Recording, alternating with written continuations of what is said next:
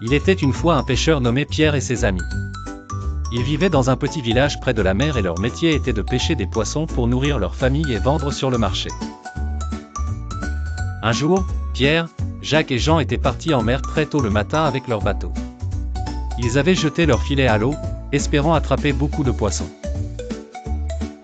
Mais ce jour-là, la mer était capricieuse et les poissons semblaient avoir disparu. Ils passèrent des heures à travailler dur, un peu découragés de voir leur filet vide à chaque fois qu'ils les remontaient.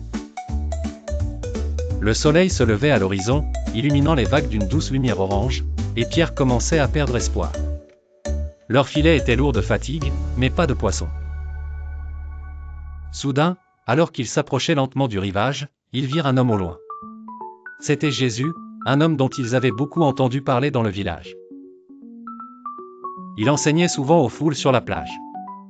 Ce jour-là, Jésus cria vers eux avec une voix claire et puissante. « Allez plus loin dans la mer et lancez vos filets pour pêcher » ordonna-t-il.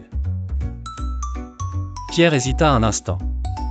Ils avaient déjà passé toute la nuit dehors sans rien attraper. Mais quelque chose dans la voix de Jésus incitait à la confiance. Pierre regarda ses amis et dit « Essayons encore une fois.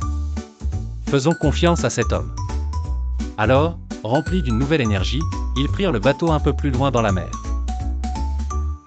Ils lancèrent leur filet une fois de plus.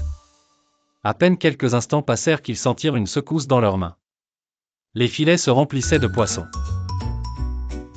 Tellement lourds qu'il fallait l'aide de tous pour ne pas les laisser couler. Tous, le cœur battant de bonheur, réussissaient à remonter les filets débordants de poissons argentés. Pierre et ses amis étaient émerveillés. Ils réalisèrent que Jésus n'était pas un homme ordinaire. Inspirés par ce miracle, Pierre, Jacques et Jean décidèrent de suivre Jésus. Ils laissèrent leurs filets, leur bateau et même la mer derrière eux pour devenir ses disciples. La morale de cette belle histoire est simple.